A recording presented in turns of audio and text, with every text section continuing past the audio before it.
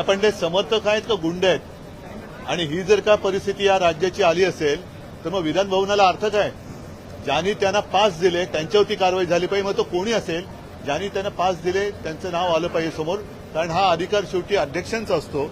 अध्यक्षांची पण दिशाभूल केली गेली का हा पण विषय आहे. मात्र अशी मारामारी आणि आमदारांना धक्काबुक्की, ही गुंडागर्दी आता विधान भवनापर्यंत पोहोचली असेल तर मग हे फार अवघड आहे.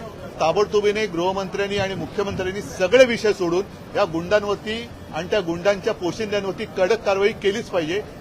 तरच तुम्ही या राज्याचे पालक मुख्यमंत्री म्हणून जनतेला तोंड दाखवायच्या पात्रतेचे आहात असंच मी म्हणेन. हे अयोग्य नुसतं नाही, पण विधान भवनाच्या आवारामध्ये जर का या गोष्टी व्हायला लागल्या आणि असे जर का गुंड आणून मारामाऱ्या व्हायला लागल्या तर मग मैदानामध्ये या.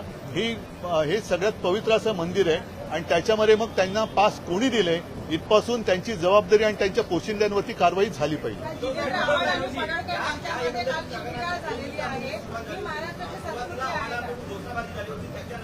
बघा, विधान भवनाच्या बाहेर हा एक विषय आणि विधान भवनात या प्रांगणामध्ये जे काय होतं हे अत्यंत गंभीर आहे.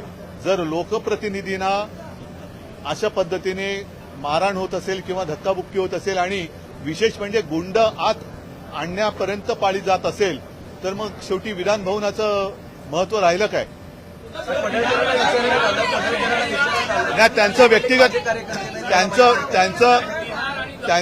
त्यांचं व्यक्तिगत काही असेल तो त्यांचा मुद्दा आहे, पण हे विधान भवन आहे. विधान भवनाच्या प्रांगणामध्ये एवढा कडेकोट बंदोबस्त आहे असताना देखील हे पास घेऊन आले होते का आणि पास दिले गेले असतील तर ते कोणाच्या मार्फत पास दिले गेले हे त्याच्यावरती कारवाई झाली पाहिजे.